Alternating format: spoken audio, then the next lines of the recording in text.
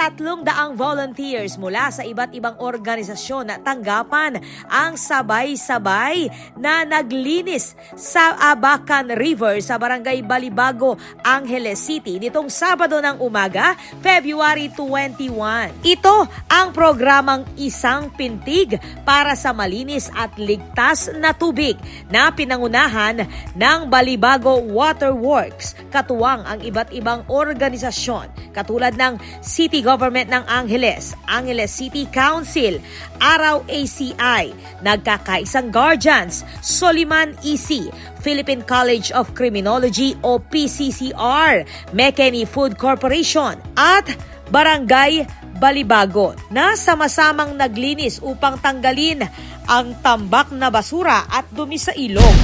So permanent solution is really for the households along the river not to throw their trash in the river, but this culture we will give them patience, right? But we just have to be persistent in continuing our education campaign.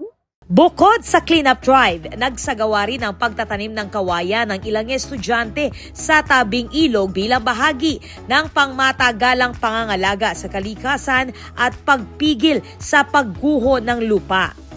Buo ang suportang ipinakita dito ng Barangay Council ng Balibago, lalo pat kabilang ang pangangalaga sa Abacan at kapaligiran sa mga prioridad nito sa lugar. Masanting niyang hakbang ni actually, dakal ng maglinis kayo ng Abacan River.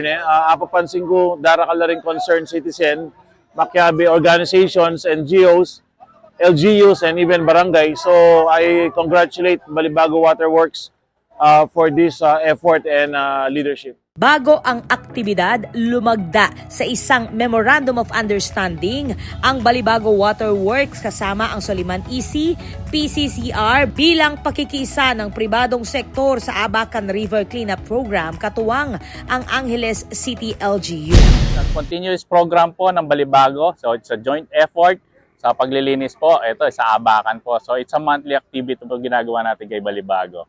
So ito po, at sa advocacy rin po ng Soliman is to clean up kung ano man pong waste. Yun po ang nasa Liman. Layunin ng inisyatiba na ipagpatuloy ang regular na paglilinis sa Abacan River at matiyak ang malinis at ligtas na tubig para sa komunidad.